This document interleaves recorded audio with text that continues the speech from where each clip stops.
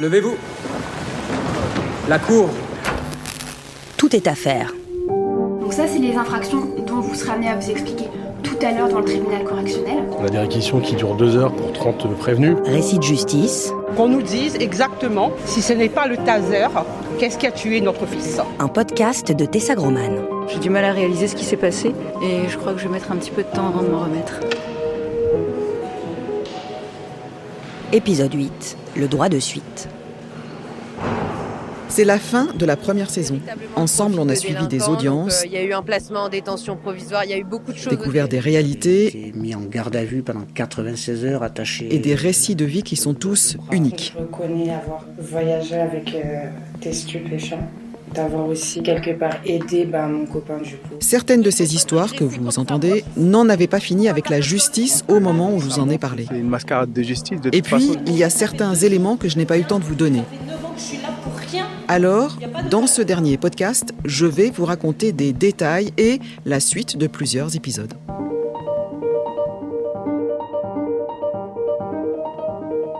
L'appel.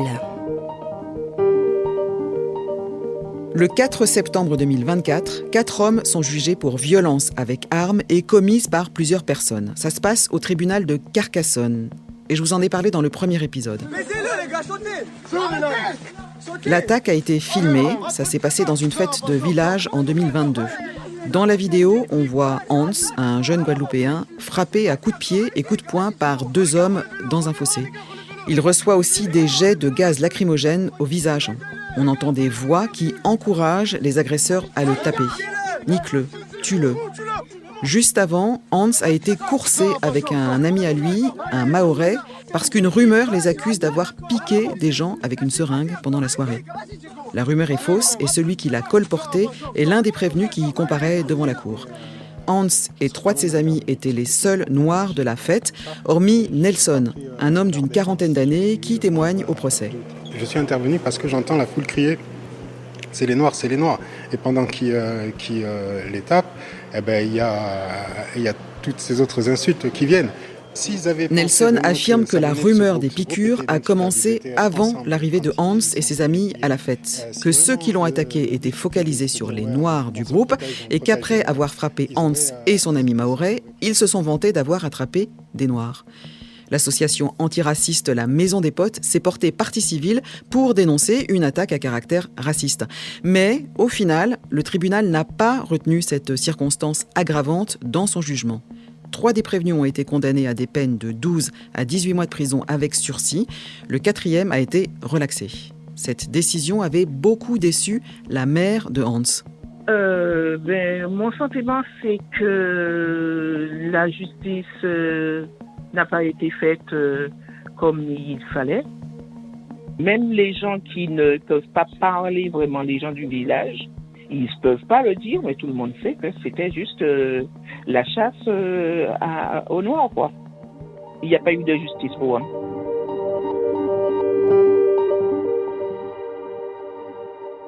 Je vous avais dit à la fin de l'épisode que la Maison des Potes avait fait appel de ce jugement parce qu'il ne retenait justement pas le caractère raciste de l'attaque. Alors, précision. Tout le monde ne peut pas faire appel d'une première condamnation. Dans un procès, seulement 2 parties ont le droit de le faire. Le procureur, c'est-à-dire le parquet, celui qui parle au nom de la société, et les personnes condamnées, pas les victimes. Pourtant, la Maison des Potes est du côté de Hans, la victime. Sauf que l'association a fait appel sur le volet civil de la condamnation, pas pénal. Et ça, elle a le droit. Concrètement, les victimes ne peuvent pas faire appel pour un nouveau procès en espérant une peine de prison plus lourde pour l'accusé, par exemple. Par contre, elles peuvent réclamer une réparation financière plus élevée que ce qu'a fixé le juge en première instance. Le montant que le ou les condamnés doivent leur verser au titre de préjudice physique ou moral. L'argent. Donc, la Maison des Potes a fait appel sur le montant des réparations financières en maintenant que l'attaque était motivée par le racisme. Et ça a marché. Le 15 juin 2026, le tribunal de Montpellier a condamné le prévenu qui avait crié pendant l'agression « C'est les Noirs » pour provocation publique à la haine envers un groupe de personnes à raison de son origine ou de son appartenance raciale. Et à ce titre, il doit verser 5 000 € à Hans. C'est moins fort qu'une condamnation pénale, mais symboliquement, ça reste significatif. Et c'est pas tout. Parallèlement à cette procédure au civil, une autre décision de justice a rebattu les cartes pour Hans. En janvier 2026, la Cour d'appel de Montpellier a décidé d'ouvrir une nouvelle enquête judiciaire sur cette affaire pour identifier d'autres personnes qui ont participé au lynchage, notamment celles qu'on entend crier dans la vidéo. D'après les témoignages recueillis au moment des faits, 15 personnes au moins auraient participé à cette chasse à l'homme, pas juste les 3 qui ont été condamnés. Et dans cette nouvelle information judiciaire, la justice retient les qualificatifs de violence aggravée à caractère raciste. Une information judiciaire, c'est des mois, voire des années de procédure. Et d'après l'association La Maison des Potes, la nouvelle enquête n'a pas encore commencé.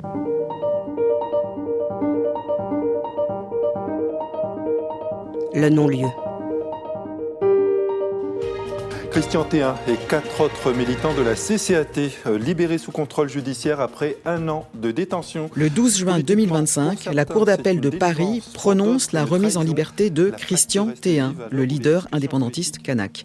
Il a été incarcéré 1 an plus tôt à la prison de Mulhouse, à 17 000 km de chez lui. Je vous ai raconté son histoire dans l'épisode 3, le parcours des combattants. Christian Théin a été interpellé à Nouméa en juin 2024. La justice l'accuse d'avoir orchestré les violences qui ont éclaté en Nouvelle-Calédonie. En tout, 14 militants indépendantistes vont être arrêtés pour ce motif. Entre le 13 et le 24 mai 2024, 7 personnes, dont 2 gendarmes, sont tuées dans l'archipel du Pacifique. 6 autres personnes vont périr entre le mois de mai et le mois de septembre. Ce qui a provoqué ces émeutes, c'est la décision du gouvernement français de modifier le corps électoral de la Nouvelle-Calédonie. Sur le projet de loi constitutionnelle portant modification du corps électoral pour les élections au Congrès et aux assemblées de province de la Nouvelle-Calédonie. Madame la ministre, mes chers collègues... Un sujet ultra sensible chez les indépendantistes qui se battent pour maintenir l'influence du vote autochtone aux élections locales. Christian Théin et 6 autres militants, dont 2 femmes, sont placés en garde à vue, mis en examen pour complicité de tentative de meurtre, vol en bande organisée, participation à une association de malfaiteurs en vue de la préparation d'un crime, et participation à un groupement formé en vue de la préparation de violences contre les personnes ou de destruction. Puis, ils sont emmenés, mains attachées, par avion militaire, dans l'Hexagone et placés en détention provisoire dans 7 prisons différentes. Les 7 autres militants interpellés restent en Nouvelle-Calédonie. Et puis, progressivement, l'étau se desserre. Dans l'Hexagone, les 2 femmes militantes sont remises en liberté et placées sous contrôle judiciaire, dans un premier temps sans avoir le droit de retourner en Nouvelle-Calédonie. Les chefs de mise en examen se dégonflent aussi. Fini la complicité de tentative de meurtre, les militants sont poursuivis pour association de malfaiteurs. En juin 2025, Christian Théin et ses camarades sortent de prison et sont placés sous contrôle judiciaire. 4 mois plus tard, le leader indépendantiste a le droit de rentrer chez lui. On en était là quand je vous avais raconté cette affaire. Les juges continuaient d'instruire le dossier judiciaire.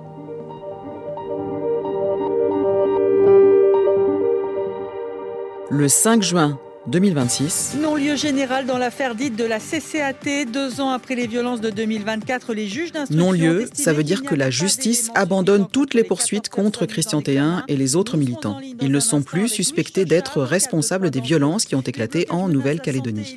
Cette décision spectaculaire a été prise par les juges d'instruction en charge de l'enquête.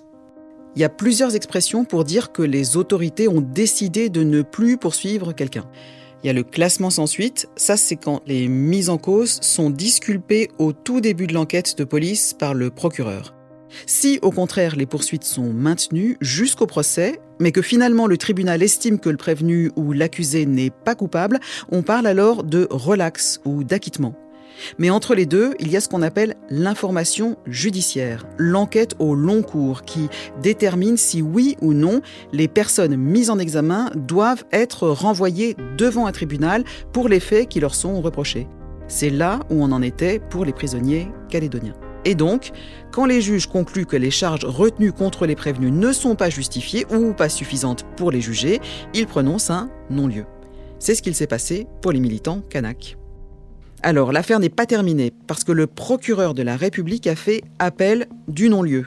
D'ailleurs, il a fait appel chaque fois que des juges en charge de l'information judiciaire ont pris une décision favorable aux prisonniers calédoniens.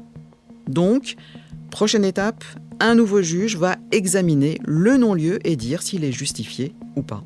Et là, 2 possibilités. Il rejette le non-lieu et les militants reviennent à leur statut de mise en examen, ou bien il le valide et Christian Théin et ses camarades en auront fini avec la justice.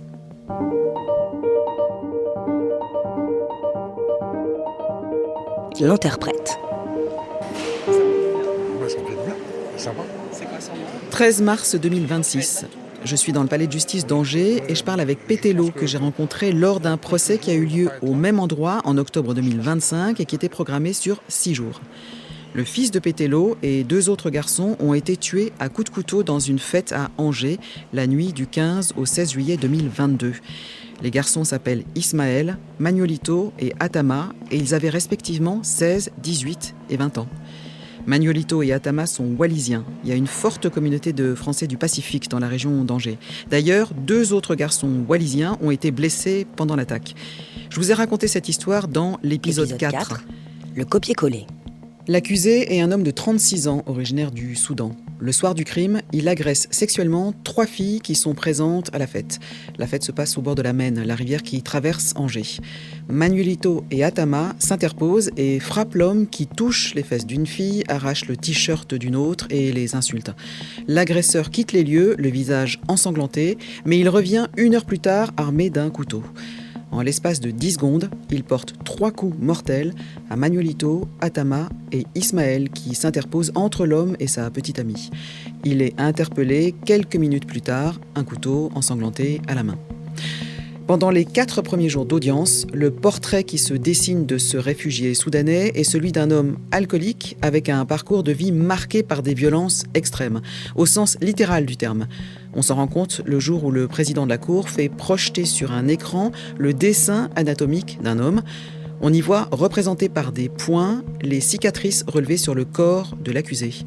Des traces de brûlure à l'aide d'une pointe en fer chaud, des marques de coups de fouet, la trace d'une balle. Au procès, l'homme n'exprime aucune émotion et dit qu'il ne se souvient pas de ce qui s'est passé le soir de l'attaque. Ce qui est important d'ajouter, c'est qu'il ne parle pas le français et qu'il a donc un interprète qui se tient à ses côtés pendant tout le procès. Je vous le précise parce que dans l'épisode 4, j'ai dit que l'interprète était à côté de l'avocat de l'accusé. Je me suis trompée. Et j'en profite pour vous dire aussi que sa présence n'est pas neutre dans les débats du procès. L'interprète ne traduit pas mot à mot les paroles de son client, ni ses hésitations, ni peut-être même une émotion qui nous échappe. L'interprète retranscrit le sens général de ses paroles. Et ça crée automatiquement une distance entre l'accusé et le reste de l'Assemblée. Un avocat à qui j'en avais parlé un jour m'avait dit que c'était un atout aussi pour les accusés que d'avoir un interprète. Ça leur permet de réfléchir plus longtemps à leurs réponses. J'en reviens au procès. Les familles des 3 victimes se sont, elles aussi, exprimées devant la cour et leur douleur a résonné dans toute la salle. Pétello, le père de Manuelito, a raconté qu'il accompagnait son fils tous les matins à sa formation de paysagiste et que désormais, il se rendait tous les jours sur sa tombe avec son épouse. Fanny, la petite amie, a fait le récit de la fête. La musique, l'ambiance, le chaos et Manuelito qui s'effondre en sang sous ses yeux. La solidité de cette jeune femme de 21 ans devant la cour a impressionné.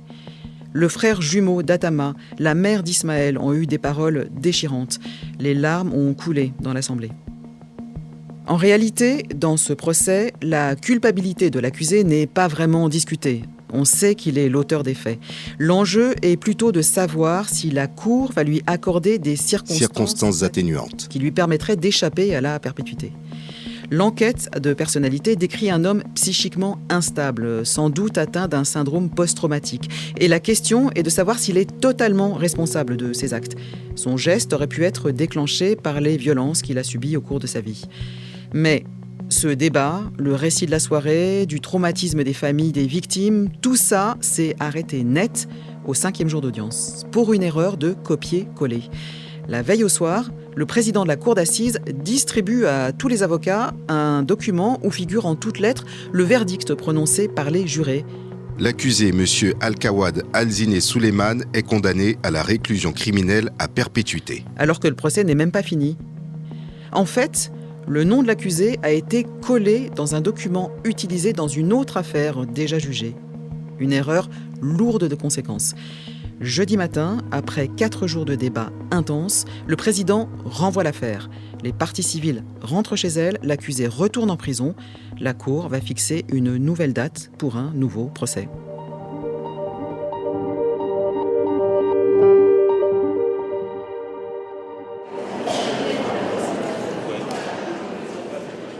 Le 13 mars 2026, 5 mois plus tard, tout le monde est de retour au palais de justice d'Angers pour le premier jour du procès. C'est un peu différent par rapport au premier, parce que le premier... Pétello me raconte qu'il est plus à l'aise que la première fois, parce qu'il sait maintenant comment fonctionne la justice. Et c'est vrai que ça se ressent dans la salle d'audience. Les familles des victimes semblent moins tendues. Cette fois-ci, j'assiste juste au premier jour d'audience. L'accusé est là, toujours impassible, son traducteur, le même, à ses côtés. Une nouvelle présidente, des nouveaux jurés et les mêmes faits revisités. 6 jours de débat et le verdict tombe le 20 mars 2026. C'est la peine la plus lourde possible en France. Les jurés ont retenu l'altération du discernement, mais l'accusé a tout de même été condamné à une peine de prison à perpétuité et il a fait appel.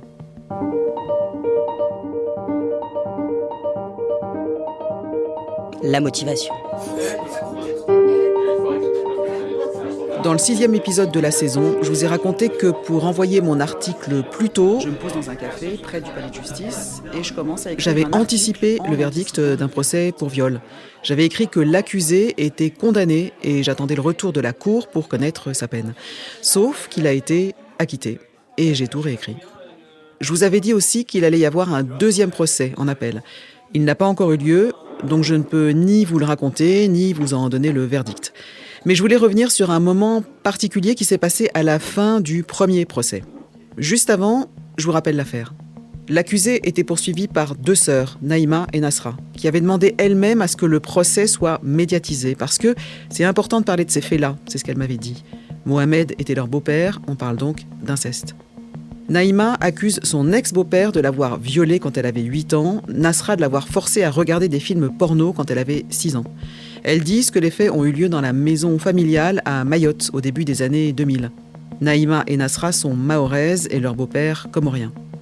Les viols auraient duré environ 2 ans et se seraient arrêtés quand Nasra, la plus petite, en a parlé à sa mère, parce que Nasra aurait surpris son beau-père en train de violer sa sœur. Mohamed, lui, nie les faits et accuse la mère de Naïma et Nasra d'être à l'origine de ces mensonges, par esprit de vengeance. Le procès s'est tenu à Limoges en décembre 2025 pendant 2 jours. De l'extérieur, le récit de Naïma et Nasra devant la cour apparaît cohérent et circonstancié et leur douleur sincère.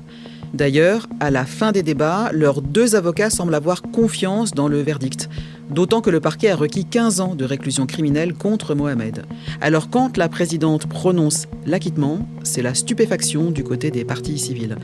Et la sensation est accentuée par la manière dont la présidente rend le verdict. En fait, elle se contente de donner la réponse aux 5 questions posées à la Cour sur la culpabilité de l'accusé, sans reformuler les questions et sans commenter le verdict.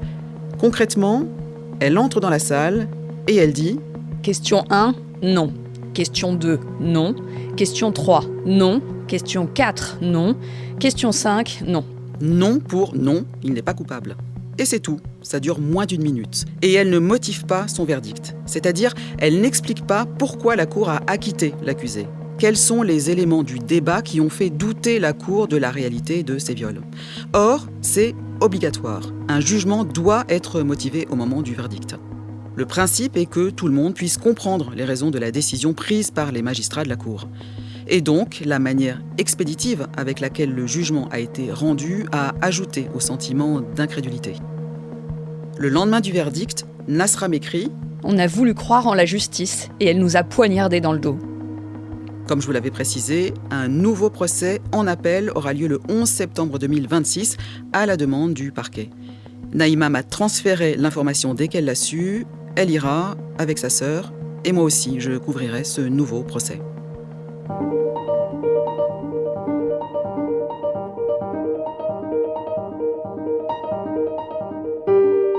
Voilà, la première saison de Tout est affaire est terminée. Je vous donne rendez-vous bientôt pour de nouveaux épisodes.